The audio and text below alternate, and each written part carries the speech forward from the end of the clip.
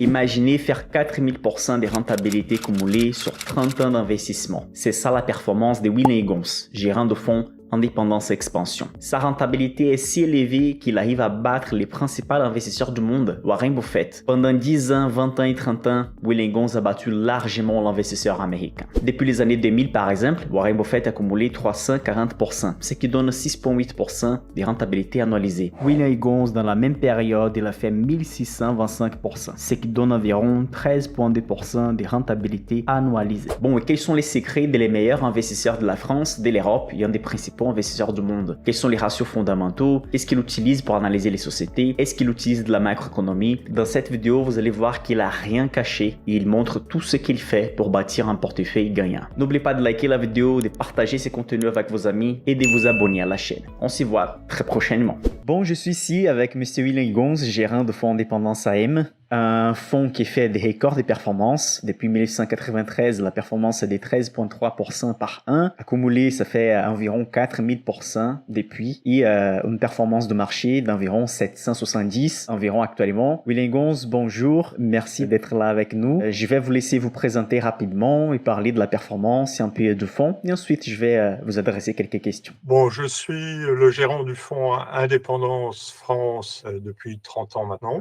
J'ai commencé en tant que salarié du groupe Syparex et j'ai racheté la société de gestion à partir de 2001 et j'ai fini en 2007. Nous avons maintenant 4 fonds, un fonds France, un fonds Europe, et toujours small cap, et 2 fonds à horizon. Les fonds à horizon, c'est vous êtes bloqué pendant 5 ans et vous commencez à récupérer votre argent à partir de la 5e année. Donc les fonds à horizon nous semblent tout à fait correspondre aux titres les moins liquides. Si on a envie d'investir dans les titres des petites sociétés, pas très liquides, ça nous paraît un produit intéressant. Et par rapport les fonds France et les fonds Europe, qui sont normalement les stars des gestions, des performances, comment ça a commencé? Est-ce que l'idée d'avoir des small caps depuis le début était bien fixée? La stratégie était établie depuis le début sans changement? En fait, au début, j'avais un fonds européen et j'ai arrêté assez rapidement parce que personne ne peut. Enfin, maintenant, vous pouvez pas imaginer ce que c'était.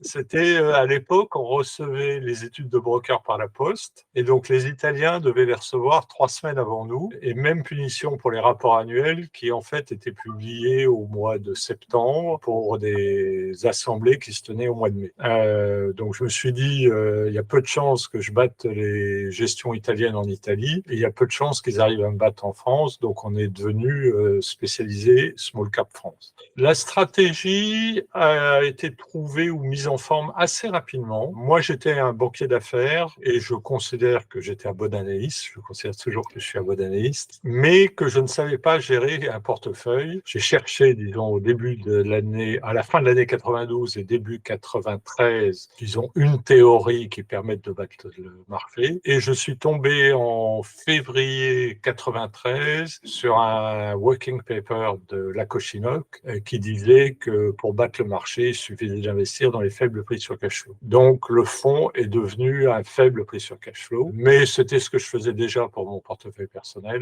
mais à l'époque c'était les price earnings. Et ensuite, parce que je suis analyste financier, je sais que avec 2 ou 3 contraintes, le bénéfice par action ne peut pas croître plus vite que bénéfice mis en réserve sur fonds propres. Donc sauf si vous accroissez l'endettement, sauf si vous accroissez la rentabilité des capitaux engagés. Donc il fallait avoir des sociétés qui aient une forte rentabilité des fonds propres et une faible valorisation en prix sur cash flow. Mais en fait, ça n'a pas grande importance le prix sur cash flow parce qu'on est aussi faible en price earning. Et si j'avais dit qu'on était faible en price earning, on n'aurait pas vu la différence. Enfin, ça aurait été compliqué de démontrer qu'il fallait changer quelque chose. Donc faible valorisation, forte rentabilité des fonds propres. Pendant une petite période de ma vie, j'ai cru que j'avais inventé quelque chose. Et puis j'ai relu Benjamin Graham, que j'avais lu avant, et j'ai découvert qu'il disait strictement la même chose, qu'il disait fondamentalement, pour savoir si une société est une bonne société, il suffit de regarder la rentabilité des capitaux engagés. Donc c'est le côté un peu désespérant, c'est que rien n'a changé. J'ai une petite théorie qui m'est personnelle quand même, j'espère qu'elle est quand même personnelle, mais je suis sûr qu'il y a d'autres personnes qui l'ont inventée avant moi, qui est que globalement, il est impossible de prévoir l'avenir. Néanmoins, la rentabilité des fonds propres ou des capitaux engagés, mais les deux, c'est à peu près la même chose, permet de savoir qui a un avantage compétitif. Mhm.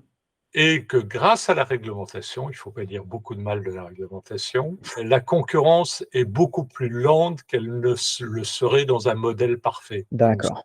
Voilà, c'est-à-dire, j'aime bien cet exemple que j'ai vécu, qui est à un moment, pour gagner bien sa vie dans les fenêtres, il fallait laquer les fenêtres.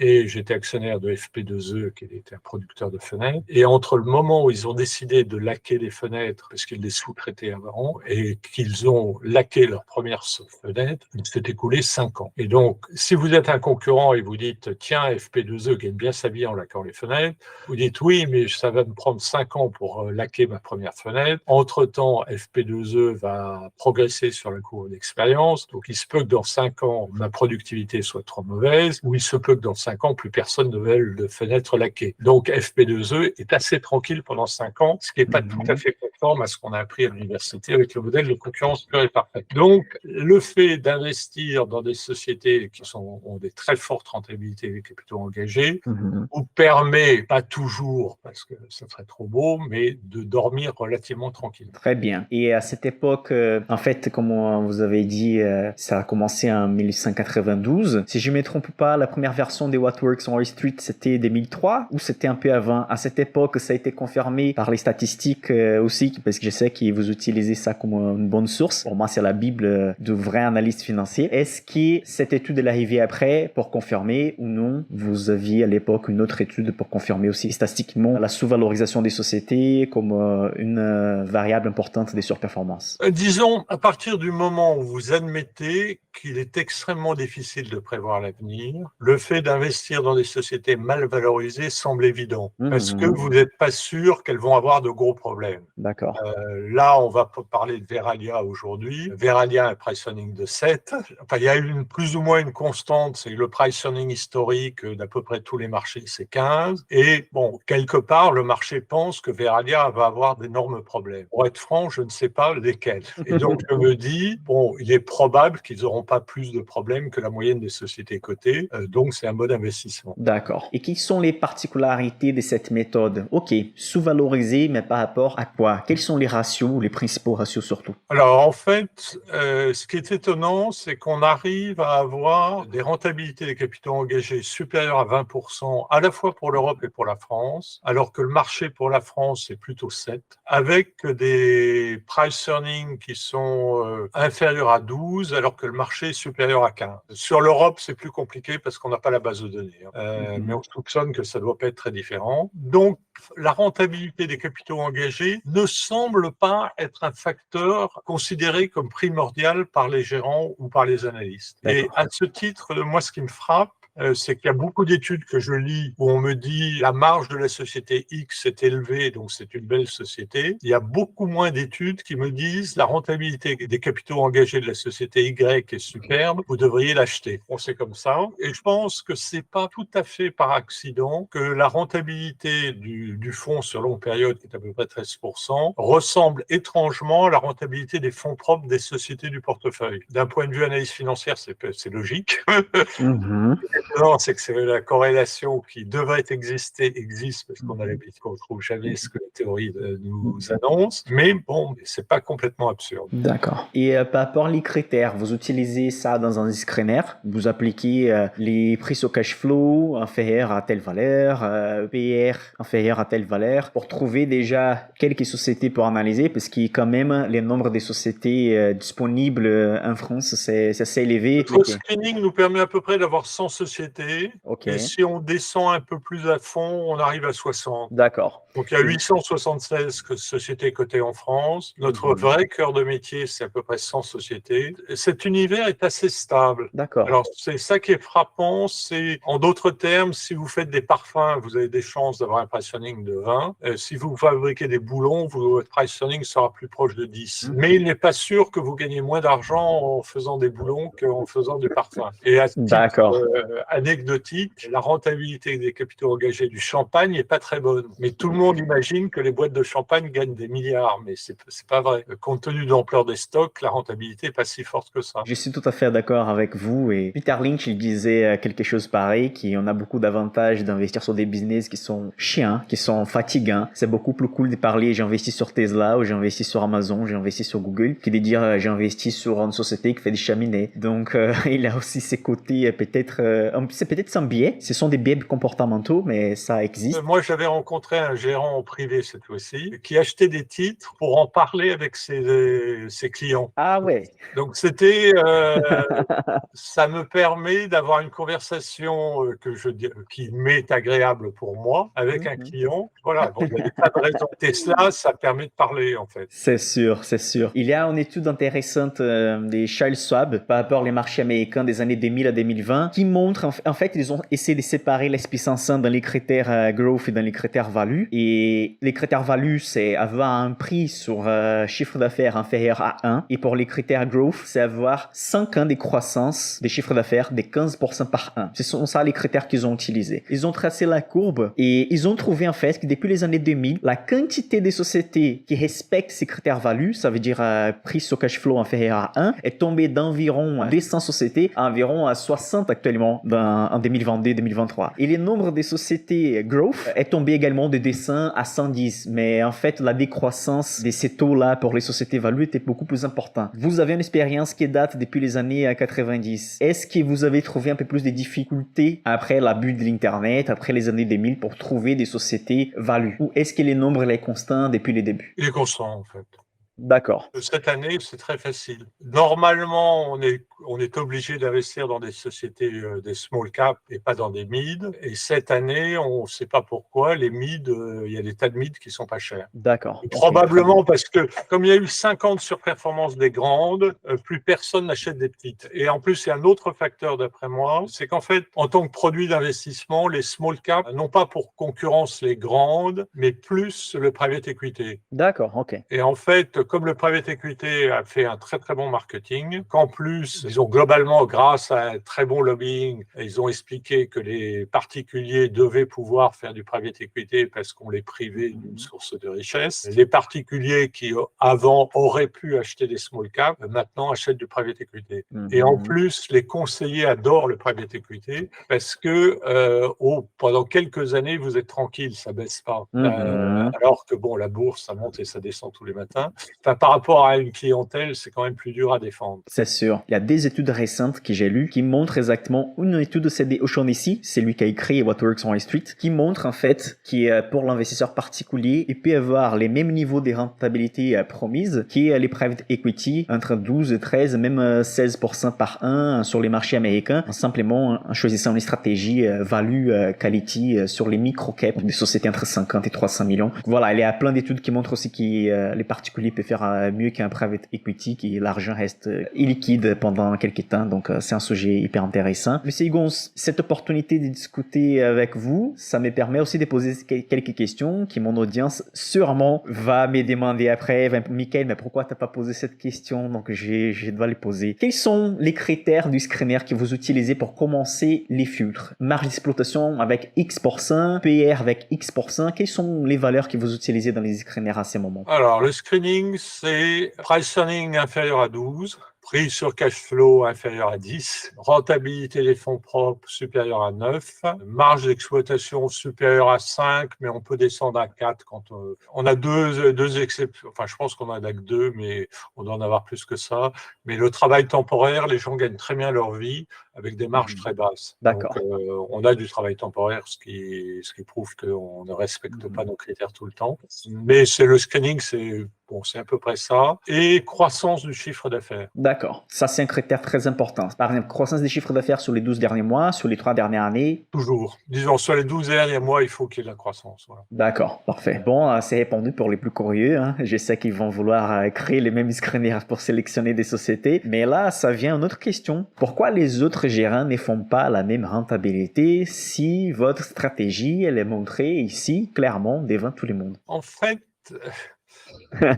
Disons, bon, enfin, il faut savoir que les êtres humains dont je fais partie sont présomptueux. Donc, et on peut le prouver, hein, si vous avez envie de le prouver, c'est assez facile. Vous posez 10 questions avec la réponse est un chiffre et vous demandez aux gens de donner la bonne réponse avec un intervalle de confiance de 90%. Normalement, si vous posez les questions suffisamment dures, les gens vont se tromper 7 fois sur 10, alors qu'ils pourraient dire à chaque fois 0 à l'infini et ils auraient 100% de réponse. Donc les gens sont présomptueux et les gérants donc sont présomptueux et pensent pouvoir prévoir l'avenir. Ça, c'est l'erreur pour moi de base, mais c'est pas absurde de dire qu'on peut prévoir l'avenir. Je pense que d'un point de vue marketing, c'est une très bonne stratégie. D'accord. Admettons que vous soyez un homme riche et que vous allez voir 2 gérants et le premier gérant vous dit « je suis incapable de prévoir l'avenir », le deuxième vous dit « je prévois l'avenir ». À qui allez-vous donner votre argent? La réponse au deuxième, c'est évident. Enfin, c'est peut-être pour ça qu'on gère très peu finalement. Et donc ça, c'est le premier point. Et en fait, le gérant qui dit « je suis capable de prévoir l'avenir », il rend un service parce que la personne qui investit en bourse, elle est stressée. Donc, si vous dites « je suis capable de prévoir l'avenir », vous le rassurez. Et le fait d'être rassuré, ça n'a pas de prix. Quand même, peut-être c'est mieux de ne pas être assuré et avoir une rentabilité plus importante, n'est-ce pas? Oui, mais c'est pas un très bon argument de vente, hein. Moi, je suis frappé par le fait, bon, globalement, on est quand même le meilleur fonds action en France sur les 30 dernières années, ce qui est d'autant plus facile que sur 30 ans, je dois être le dernier, donc c'est bon. Mais il y a pratiquement que 4 personnes qui m'ont appelé un jour en disant vous avez des bonnes performances, est-ce qu'on peut se rencontrer? Il y a d'autres choses qui jouent finalement. D'accord. Le marketing est important. Ok, et 30 ans en train d'appliquer cette stratégie, il y a eu des moments où vous aviez des doutes, des moments que c'était difficile de résister, de garder exactement la même stratégie pendant 30 ans, parce qu'il y a des biais. Ça n'a pas été très difficile en fait. Début 2000, je commençais à avoir une pression de mes actionnaires très très forte. Heureusement que le crack est arrivé parce que je ne sais pas, peut-être que j'aurais été viré si ça avait continué comme ça un peu plus longtemps. Non, mais je me rappelle très bien, il y avait un de mes actionnaires qui m'avait dit je comprends que c'est pas conforme à votre stratégie, mais vous avez qu'à acheter un titre qui ne peut que monter, qui évidemment a déposé le bilan quelques mois après. Mais bon, 2000 c'était dur, mais en 2000 je voyais très très bien que c'était une bulle. D'accord. Donc, de ce côté-là, j'étais assez confortable. Et en fait, il y a un livre dans The Intelligent Investor et la version de 49, parce qu'il faut se méfier, Intelligent Investor, il n'a pas du tout dit la même chose en 49 qu'en 60, et c'est pas les mêmes livres. Ça, j'ai découvert ça très tard. Mais en 49, il avait fait un espèce de tableau sur quand est-ce qu'il y a une bulle. Il faut absolument que vous ayez ce tableau-là, parce qu'il y aura de nouveaux débuts un jour. Et tous les critères en 2000 étaient remplis. C'était les journaux sérieux du genre Le Monde qui n'ont jamais parlé de bourse, mettre la bourse en première page. Les chauffeurs de taxi vous parlent de la bourse. Enfin, il y avait des tas de trucs comme ça. Donc 2000, c'était relativement facile. Bon, il fallait résister à la pression amicale de mes actionnaires. Et en fait, la pire année pour moi, c'est 2009. Bon, 2008, j'ai plongé comme le marché, mais j'ai fait un tout petit peu mieux que le marché. Et 2009, j'avais hésité en me disant qu'est-ce que je fais? Soit je garde mon portefeuille intact en me disant 2008 est un accident et on fait rien, soit je continue à faire ce que je fais d'habitude, c'est-à-dire je n'ai pas de boîte en perte dans le portefeuille. D'accord. Et j'ai choisi de n'avoir que des sociétés bénéficiaires en me disant, et là j'ai eu tort, que le marché allait se dire les sociétés bénéficiaires en 2008, c'est des très belles sociétés, donc on va leur mettre une prime. En fait, d'après moi, mais c'est une théorie fumeuse, les gens normaux sont sortis de la bourse en 2008, ou du moins n'ont rien acheté en 2009, et il n'y a que les Spillers qui sont venus en 2009. Donc en fait, ils ont acheté les titres qui avaient le plus baissé en 2008. Et il y a des sociétés qui n'ont jamais été bénéficiaires, mais qui ont monté, je crois, de 400% en 2008. Donc c'était le genre le critère, c'était plus ça baisse, mieux c'est. Plus ça a baissé en 2008, mieux c'est. Et donc là, pour moi, c'est la pire année en relatif. Je pense quand même que c'était une bonne stratégie, mais elle a été une bonne stratégie à partir de 2011. C'est-à-dire, grâce au fait que la croissance a été faible après 2008, les gens ont apprécié les sociétés qui étaient solides, mais il a fallu attendre 2 ans pour que la stratégie que j'avais choisie se révèle bonne. Sur What Works on High Street, on peut y trouver quelques stratégies qui fonctionnent sur les longs termes, qui sont rentables. Non, moi, j'aimerais bien avoir une stratégie chiffre d'affaires.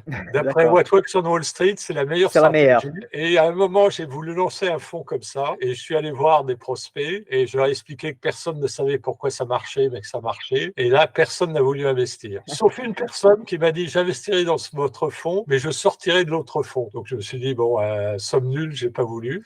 Mais intellectuellement, j'investirais bien dans un fonds où je créerais bien un fonds chiffre d'affaires. Et quelle est votre théorie aujourd'hui par rapport à cette information que les sociétés sous-cotées par rapport aux marchés en termes de ratio capitalisation divisé par les chiffres d'affaires? Pourquoi ce type de société a la tendance de performer mieux sur le long terme? Alors moi, mon explication, je l'avais trouvée avec quelqu'un qui m'avait parlé du Vietnam, donc c'est compliqué, un truc, et qui m'avait expliqué que les grossistes au Vietnam vivaient avec des marges si faibles qu'ils ne pouvaient pas créer une filiale sur place. D'accord. Donc d'après moi, dans le monde normal, il y a un niveau de marge en deçà duquel les gens ne veulent pas travailler. D'accord. Donc pour simplifier, si vous avez une marge de 1%, personne ne voudra travailler à moins de 1%. Donc votre marge ne peut qu'augmenter. D'accord. Je pense que c'est un peu ça. Ça paraît logique. Hein. Oui. En fonction du risque, peut-être que la marge de 1% est 3% dans certains secteurs, mais qu'il y a une logique de se dire,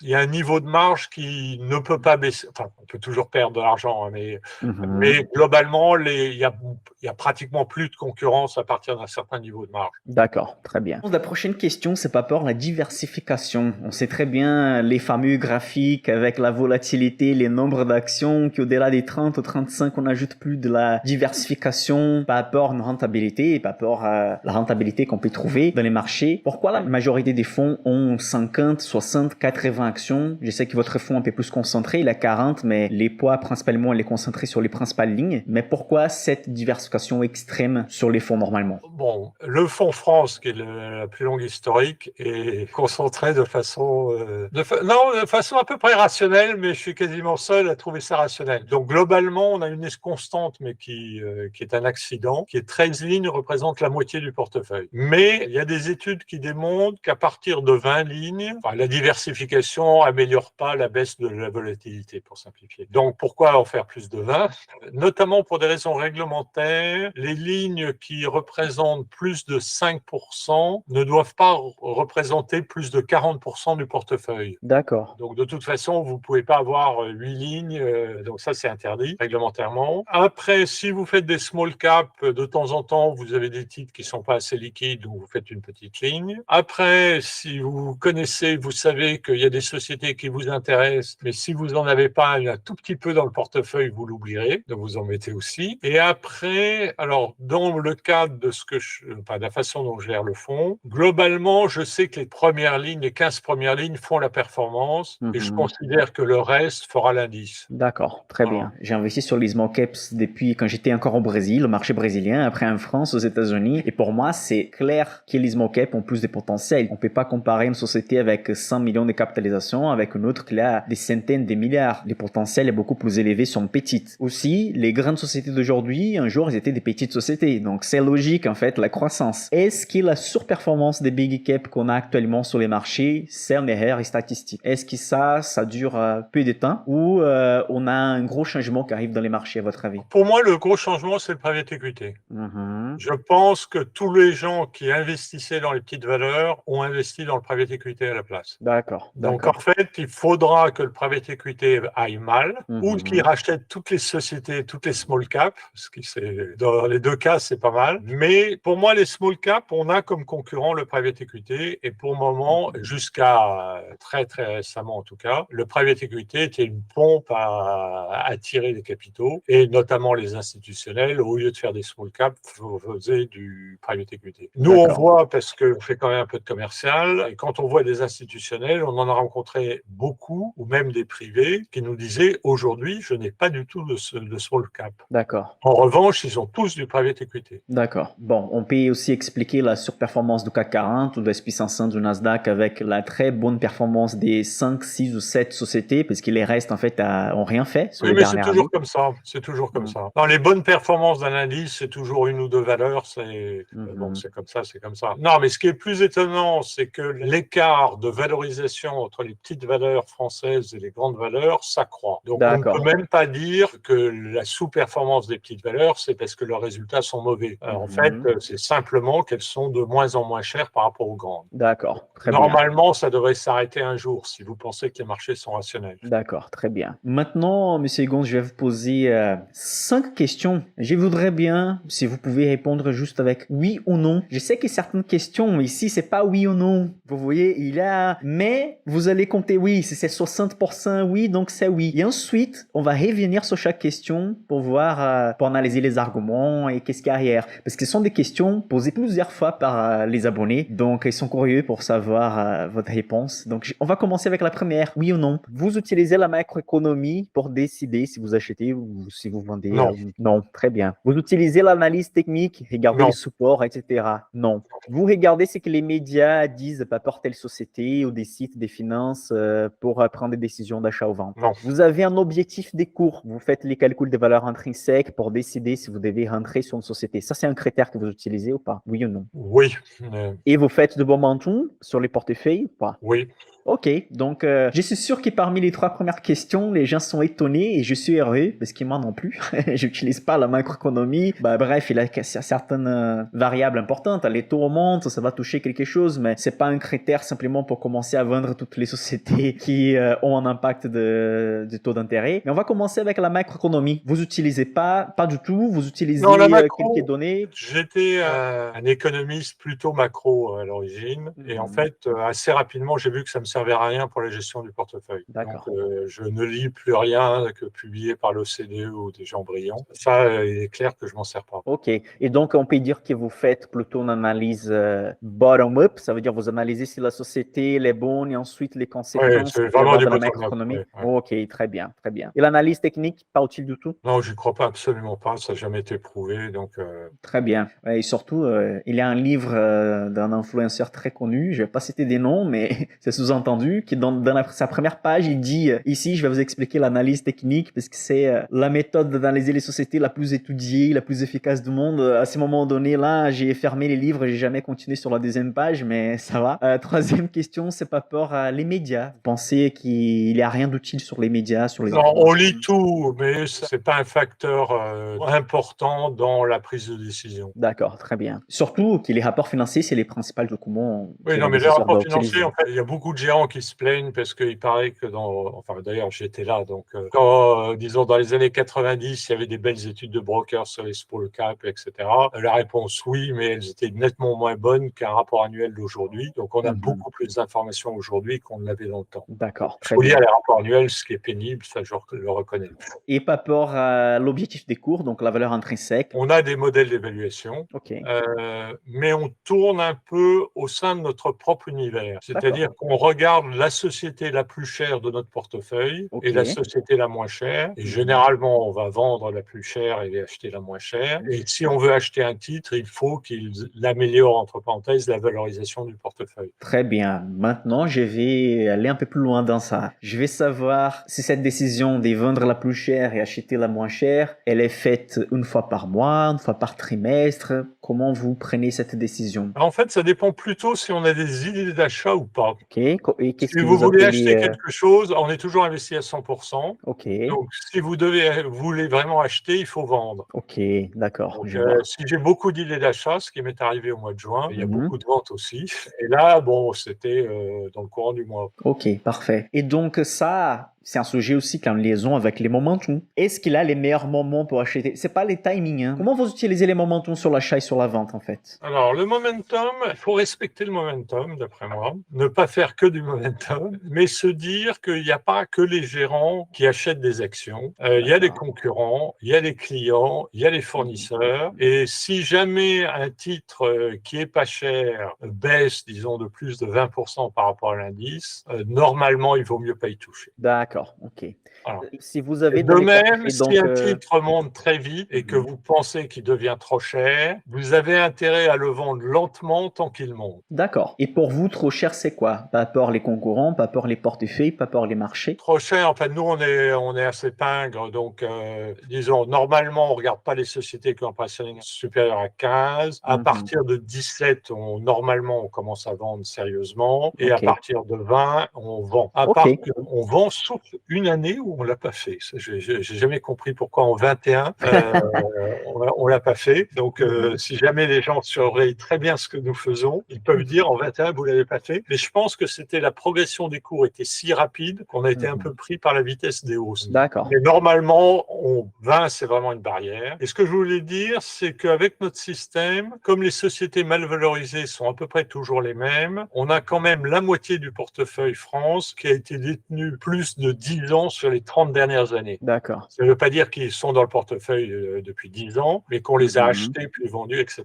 D'accord, très bien. Et donc, ici, une société de portefeuille, elle fait, pas pour les marchés, elle fait moins 20%. Ça veut dire que c'est à la vente en direct. Vous vendez la société, point barre. Si c'est la plus forte baisse depuis un certain temps, parce que le temps, on le détermine ça par contre, on est assez subjectif. De temps en temps, on va dire tous les 6 mois, on regarde le portefeuille, on regarde la ligne qui a le plus baissé sur 6 mois, et normalement, on s'en va. Parfait. Et vous pensez que les particuliers ont des avantages ou des inconvénients? Parce que la majorité font des achats réguliers, des achats mensuels, parce qu'ils vont recevoir un salaire et vont investir. Les fonds, ça dépend des investissements que vous recevez, des particuliers, des sociétés, la collecte, et après la décollecte aussi, des clients peuvent sortir. Mais est-ce que vous trouvez que c'est un avantage ou pas pour les particuliers de faire des achats réguliers? C'est un avantage de faire des achats réguliers parce que ça vous permet de faire, entre parenthèses, de bons achats quand le marché s'effondre, alors si vous êtes normal, quand les marchés s'effondrent, vous n'avez aucune envie d'acheter, quoi. Très bien, très bien. C'est ce que j'imaginais. Personnellement, dans notre formation, dans notre communauté d'investissement, nous avons plus de 500 personnes. La majorité font le suivi de mon portefeuille, donc j'imagine votre responsabilité avec un montant d'argent beaucoup plus élevé, beaucoup plus de gens. Pour moi, c'est déjà une pression importante. Pendant la période des baisses à la fin 2020, en 2022, quand surtout les sociétés américaines ont effondré des 30%, 35%, c'est les moments justement où avec les achats réguliers, on a pu renforcer les portefeuilles. Donc aujourd'hui, par exemple, avec quelqu'un qui a fait des achats sur les Russell 2000, exactement avec les mêmes montants, avec la même date, ils sont moins 20% par rapport à notre portefeuille qu'il y a 2 ans d'âge. Donc moi, et comme vous, je ne me considère pas que j'ai pu devenir les futurs. J'utilise juste une décote des sociétés par rapport à la moyenne de marché et on analyse les secteurs. Mais je juge qu'en fait, au-delà du bon choix d'action, il y a aussi les managements. Il y a l'effet d'acheter pendant les baisses de marché. Et la question, tout ça pour vous poser une question par rapport aux managements. Vous jugez que les managements, c'est si important que la sélection d'actions ou non? Toujours la sélection des bonnes actions, ça va gagner d'un management qui est pas très rigoureux. En fait, nous, on pense qu'il faut être toujours investi à 100%. Ok. C'est clair qu'on est toujours investi à 100%. Je le resterai jusqu'à la fin de ma vie professionnelle, notamment parce qu'au mois d'avril 2020, j'ai écrit un article pour Option Finance, cas où vous auriez oublié, le marché s'était effondré probablement de 30% en quelques mois. Et j'avais dit, j'ai 15% de cash et j'avais rajouté, c'est une erreur. Et heureusement que j'ai écrit cet article parce que grâce à ça, j'ai supprimé le cash assez rapidement et à partir du mois de mai, le marché a monté et de mai à mai, on a fait 100%. Donc le fait d'avoir du cash, ça peut être très, très mauvais. Donc jamais de cash, ça c'est clair. Non, parce qu'on est des êtres humains et quand il faudrait investir, on a envie de vendre, ça paraît normal. Très bien, très bien. Et pourquoi ne pas élargir les fonds sur des autres... Vous êtes déjà sur l'Europe, sur la France, mais pourquoi pas aux États-Unis, pourquoi pas sur les pays émergents, par exemple, la même stratégie? Ça serait trop de travail. Non, mais on connaît quand même très très bien les sociétés du portefeuille et c'est quand même un petit avantage compétitif et on n'a pas envie de l'abandonner. Néanmoins, sur l'Europe, où on connaît quand même moins bien les sociétés, on a à peu près les mêmes performances. Donc effectivement, bon, on pourrait faire un fonds très quantitatif monde. Oui. Enfin, la prochaine étape pour nous, c'est plutôt de faire un fonds Europe all cap, mais avec une forte pondération de valeur moyenne. D'accord, très bien. Et vous pensez que les fonds Europe peuvent avoir une performance différente du fonds France? Ça veut dire même peut-être plus performant. Est-ce qu'il y a une différence dans l'univers français par rapport au reste de l'Europe? Non, en fait, pendant longtemps, on a à peu près les mêmes ratios sur l'Europe et sur la France, donc on devrait avoir les mêmes performances. L'année dernière, on a eu les mêmes performances. performances. Sur 3 ans, on a à peu près les mêmes performances. J'ai jamais vu pourquoi il y aurait un écart. Au début, le Fonds Europe a dû avoir de meilleures performances parce qu'il était plus petit, mais on était moins bon parce qu'on connaissait moins bien les valeurs. Donc, quand un fonds est petit, normalement, il marche mieux, ça d'accord. Mais bon, maintenant, oui, non, normalement, il devrait marcher mieux parce qu'il est plus petit. C'est un gros avantage compétitif parce que vous avez moins de market impact. Mais par ailleurs, l'équipe connaît très très bien les valeurs françaises et on connaît moins les valeurs européennes. Mais l'information est meilleure sur les valeurs non françaises. Non, mais il va y avoir un problème sur les mid-cap françaises parce que la qualité de l'information, notamment des sociétés suédoises, est nettement supérieure à celle des sociétés françaises. Ah oui, d'accord. Je pense qu'il faut que les sociétés françaises fassent un effort de communication si elles veulent rester dans les radars des gérants européens. D'accord. Et vous pensez que discuter avec les PDG des sociétés, ça ajoute un peu d'alpha sur les portefeuilles ou pas? J'ai un doute. Disons, je pense que ça évite de faire des erreurs, mais il faut rester très modeste après avoir rencontré un dirigeant. Ils vont toujours dire des belles choses. Non, mais c'est compliqué. Je viens de lire le livre de James Montier, Behavioral Finance. Je crois que c'est Behavioral Finance. C'est un énorme livre qui vous fait peur quand vous le voyez. Quand vous le recevez chez vous, vous dites jamais je lirai ça. Il donne 5 raisons pour lesquelles il ne faut pas aller voir les chefs d'entreprise. Et je vais les citer parce que je viens de le lire, donc au moins que ça serve à quelque chose. La première raison, c'est que les chefs d'entreprise sont trop optimistes pour leur propre société. Donc, l'argumentaire, c'est de dire aux États-Unis, il y a une enquête et les sociétés disent toujours qu'elles feront mieux que l'économie américaine, alors que l'enquête est tellement large qu'elle fait l'économie américaine. C'est le premier point. Deuxième point, les gérants sont incapables de savoir si le dirigeant ment ou dit la vérité, parce que personne n'est capable de le faire. Là aussi, il y a des études qui le démontrent. Troisièmement, les gérants n'écoutent que ce qui va dans le sens de ce qu'ils croient. Donc, c'est pas la peine parce qu'on n'écoute que ce qui va dans notre sens et on oublie ce qui va pas dans notre sens. Et qu'est-ce qu'il disait encore? Il y avait 2 autres arguments qui m'échappent. Ah oui, non, c'est que plus vous avez d'informations en tant que gérant, plus vous êtes sûr d'avoir raison, alors que votre performance, entre parenthèses, ne s'améliore pas au bout d'un petit nombre d'informations. En fait. C'est-à-dire, en d'autres termes, si vous êtes cynique, vous dites, une fois que je sais que la rentabilité des fonds propres est élevée, ça suffit. Si on me dit, j'ai une usine avec une productivité pas possible, oui, et alors, est-ce que ça ajoute une information supérieure à la rentabilité des fonds propres? La réponse est non. Mais vous allez vous dire, là, je connais bien la société, je ne peux pas me tromper. Et en fait, on peut toujours se tromper. C'est pour ça aussi que vous préférez les sociétés familiales, parce que normalement, les PDG, la famille va faire moins de marketing aussi sur les résultats. Ils vont juste être un peu plus cohérents par rapport à la réalité, c'est ça? Non, mais en fait, il y a un biais, d'après moi, entre les sociétés familiales et les sociétés non familiales. C'est qu'en fait, les sociétés familiales, le principal actionnaire, c'est elle-même, et donc elle se moque un peu des actionnaires extérieurs. Il faut quand même qu'on arrête la plaisanterie en pensant que les dirigeants adorent les actionnaires.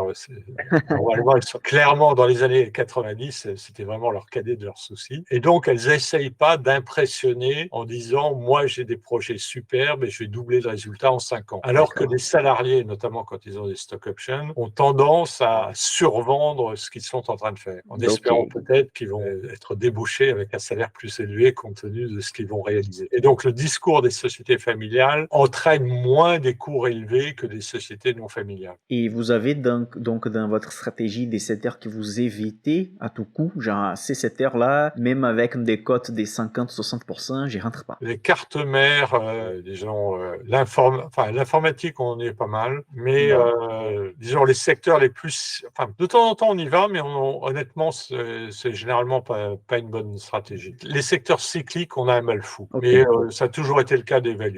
Les values, c'est extrêmement difficile parce que en fait, il faut acheter quand les price earnings sont élevés et vendre quand ils sont bas. Et on n'est pas fait pour ça, donc on n'est pas bon. Néanmoins, si on regarde Eramet, c'est 4 fois le résultat de l'année dernière. Ils sont encore profitables cette année. On a tendance à en acheter. D'accord, très bien. Et vous connaissez par cœur quelles sont les 3 sociétés les plus gagnantes de l'histoire de fonds depuis 1893 jusqu'à aujourd'hui? Quelles sont les sociétés qui ont fait la plus grosse multiplication? Alors, de mémoire, il y a eu Vallourec. Multiplication par combien? Là, j'en sais rien.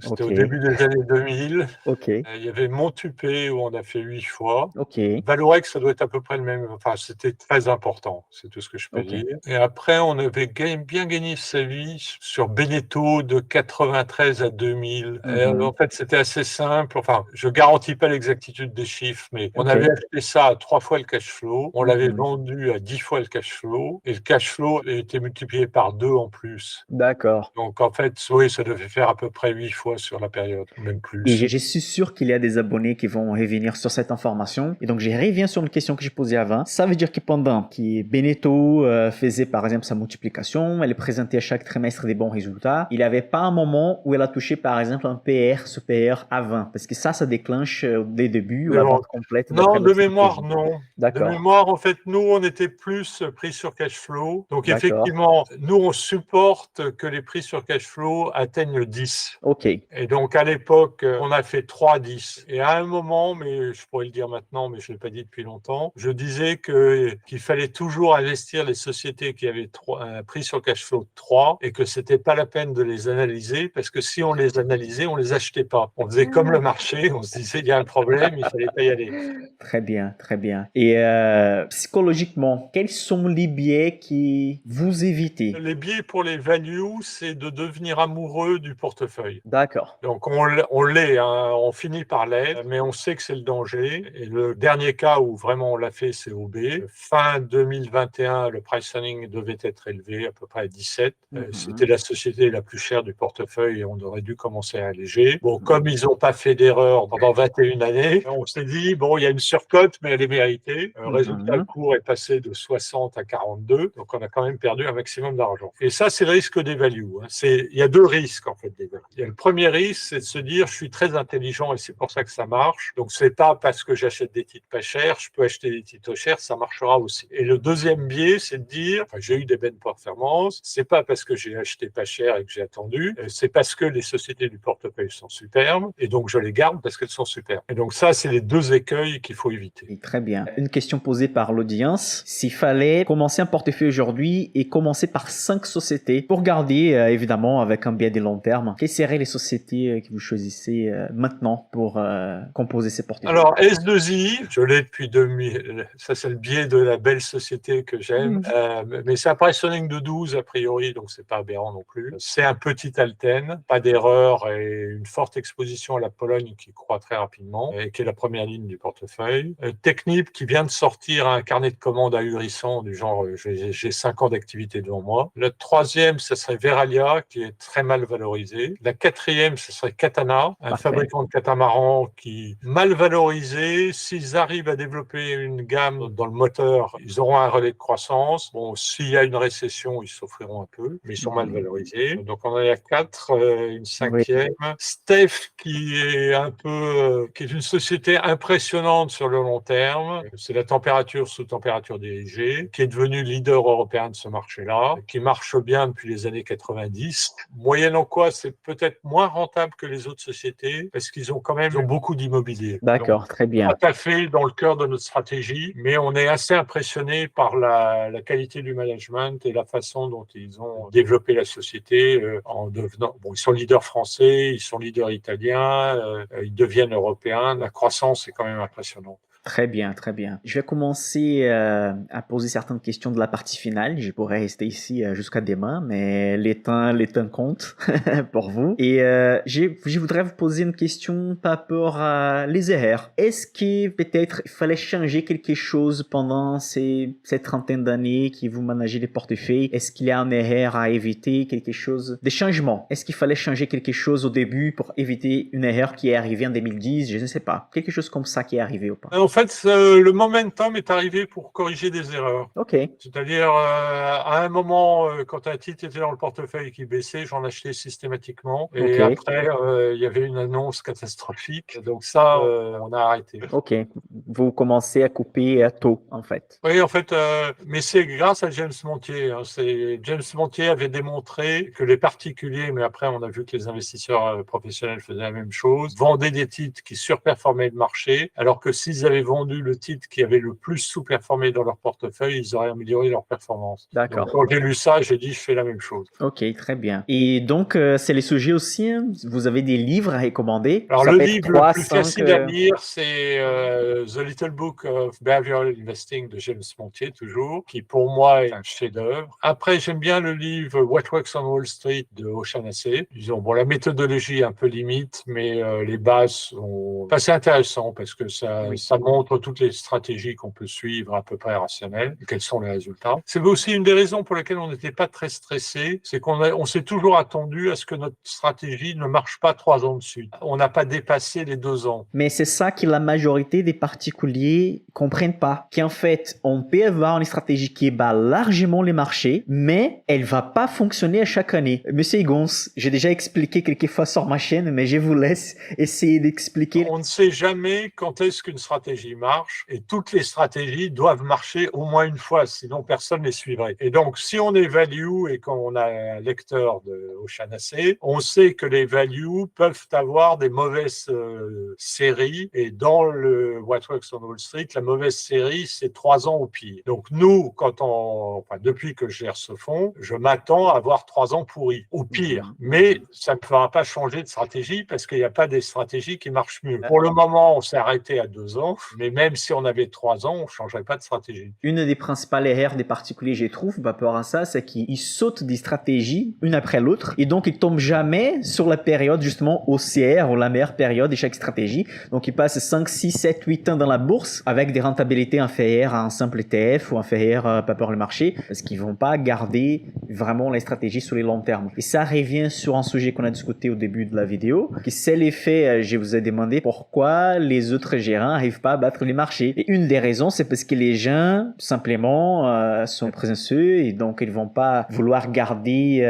une stratégie qui c'est pas vendable, ou simplement ils vont pas avoir la mentalité qu'il faut pour garder une stratégie sur les longs termes. Donc, en fait, tout ça match. Tout ça, on revient sur la première non, mais il y a question. aussi le facteur, c'est en fait, il n'y a aucune stratégie qui marche à court terme, statistiquement. Et que la plupart des gérants ont l'ambition, qui est légitime d'ailleurs, de battre le marché l'année en cours. Et ils ont l'impression, notamment avec le momentum, qu'ils vont y arriver. Ou qu'en lisant les études de brokers, ils vont voir quel est le titre, entre parenthèses, qui est à la mode et qui donc va monter. Mais fondamentalement, moi, j'ai jamais lu une étude sérieuse qui dise en faisant ça, vous allez gagner de l'argent à 6 mois, ça marche. C'est plus en faisant ça, au bout de 3 ans, ça devrait marcher, quoi. Monsieur Higons, maintenant je vais lire en fait un petit paragraphe. C'est vous qui vous avez dit ça en 2021. Il y aura une question ensuite. Vous avez dit, tout le monde est d'accord. C'était une conférence en 2021 avec des autres gérants des fonds d'investissement, juste pour vous donner un peu de contexte. C'est une vidéo disponible sur YouTube. Tout le monde est d'accord pour dire que la value n'a pas fonctionné pendant 10 ans. Il se trouve qu'aucun fonds France nous a battus sur cette période. Donc, quelles sont vos ambitions pour la vingtaine d'années qui vont venir? On a des ambitions assez modestes, hein. C'est de faire 3% de mieux que l'indice sur les 20 prochaines années. Très bien. Si on a un alpha de 3%, on dira merci, hein. Et c'est vrai qu'avoir un alpha, un écart très grand par rapport aux marchés, c'est difficile à la fin. Et cet alpha, si on va les décomposer en petites parties, quelles sont les variables qui font ça? Les bons choix d'action, les managements, l'effet de discuter avec les dirigeants? En fait, on a un alpha de 5% actuellement et on avait backtesté la stratégie et on voyait que la stratégie justifiait à peu près un alpha de 4 et tout ce qu'on faisait en plus, c'était 1%. Ok. Et ces 1% des plus, quelle est la Personne théorie ne sait de ce ces que c'est. 1%? Personne ne sait. Peut-être que c'est la chance, mais c'est peut-être le travail. On pense que Très c'est le bien. travail, sinon on arrêterait. Mais bon. La chance est le côté des gens qui travaillent, donc je suis complètement d'accord avec vous. Et vous avez élargi l'équipe justement pour avoir des gens qui travaillent sur les fonds Europe. Est-ce que vous faites les managements du portefeuille français et européen ou non? Les fonds Europe, vous ne les touchez plus? C'est quelle équipe? Tout le monde fait la France et disons souvent c'est quand même les jeunes, mais ils sont pas si jeunes que ça. qui amène de nouvelles idées. Et sur l'Europe, j'ai un droit de veto, donc je ne suis pas D'accord. si actif que ça que sur l'Europe. Et donc, je valide les nouvelles lignes. En revanche, ils sont assez libres sur les pondérations, mais ils n'abusent pas parce que... Non, mais c'est assez amusant parce que, disons, moi, j'ai des pondérations extrêmes, alors D'accord. qu'eux, ils sont beaucoup plus proches de l'équipondération. Ok, ok. Et vous trouvez ça positif ou négatif? Jusqu'à présent, ils ont les mêmes performances que moi, donc c'est plutôt meilleur parce que théoriquement, c'est moins risqué. Mais je ne vais pas changer de stratégie parce que moi, je calcule tous les jours, enfin pratiquement, la performance pondérée et la performance médiane. Et la pondérée est toujours meilleure que la médiane. Donc, il y a peu de chances que j'équipondère le portefeuille. Mais en plus, j'ai des gens atroces qui m'ont expliqué un jour sur un forum qu'ils n'achetaient que les premières lignes de mon portefeuille et qui me battaient régulièrement. Donc, Et qu'est-ce que vous pensez de ça, des gens qui vont sur votre site et ils peuvent regarder les lignes et qui essayent de copier? Je sais très bien qu'il y a un management à côté, l'analyse des rapports. La vitesse n'est pas la même. Peut-être vous pouvez acheter une action les 5 août et les gens vont avoir les rapports les 5, je sais pas, octobre, ouais, mais septembre. je pense que Donc, ça ne fait pas tellement d'écart. De temps en temps, on se dit que comme il se trouve qu'on a des bonnes performances, si les gens nous imitent, c'est peut-être bon. Très bien. Surtout qu'ils vont renforcer des lignes que vous êtes actionnaire déjà. Vous avez tout compris, oui. Très bien, très bien. Est-ce qu'il y a une différence sur l'analyse des sociétés suédoises par rapport aux françaises? Culturellement, dans les marchés, il y a quelque chose qui on doit faire attention sur des autres pays qu'il n'y a pas en France, par exemple. Ou non, en Europe, c'est plutôt la même chose. Non, on ne voit pas la différence. D'accord. Très bien. Ok, parfait. Monsieur Higons, je pense qu'on arrive à la fin de cette interview. Je vous remercie énormément. Ça m'a fait plaisir de discuter avec vous. Mes abonnés sont anxieux pour voir cette vidéo aussi et m'envoient des messages pour demander quand que ça serait possible. Bref, votre travail, c'est vraiment hyper intéressant. Vous écrivez un peu de l'histoire dans la bourse. Peut-être vous vous rendez pas compte de ça, mais si vous étiez américain ou brésilien, peut-être il y aurait des interviews 2 fois par semaine sur les plateaux de télé. Je peux vous assurer. Peut-être en France, c'est pas encore le cas. La finance peut-être c'est un sujet un peu tabou. Et la dernière question avant de vous laisser, est-ce que vraiment vous pensez que l'investissement boursier en France il est encore un tabou? Les gens font de l'immobilier parce que tout le monde parle de ça. Oui, non, non, mais les actions, c'est... Enfin, pour moi, ce qui caractérise la France, c'est que les gens très riches font de l'immobilier. Et un peu de private equity, mais les gens très riches font de l'immobilier. Au contraire, aux États-Unis, les foyers, la moitié font des investissements pour la retraite dans la bourse. Oui, mais c'est pas le cas en France. Ouais, dommage. Un jour, ça va changer. Vous faites déjà un boulot pour changer ça. Je vous remercie. Et William Higons, je voudrais aussi, peut-être un autre jour, si quelqu'un de votre équipe qui fait les managements de portefeuille français est disponible pour discuter avec moi aussi, ça serait un plaisir. Je vais vous envoyer un mail si ce serait possible. Ouais, je serais très content de pouvoir discuter avec quelqu'un de l'équipe aussi. OK? Très bien. Je vous remercie de votre temps. C'est génial. Merci de m'avoir invité. Au revoir. Au revoir.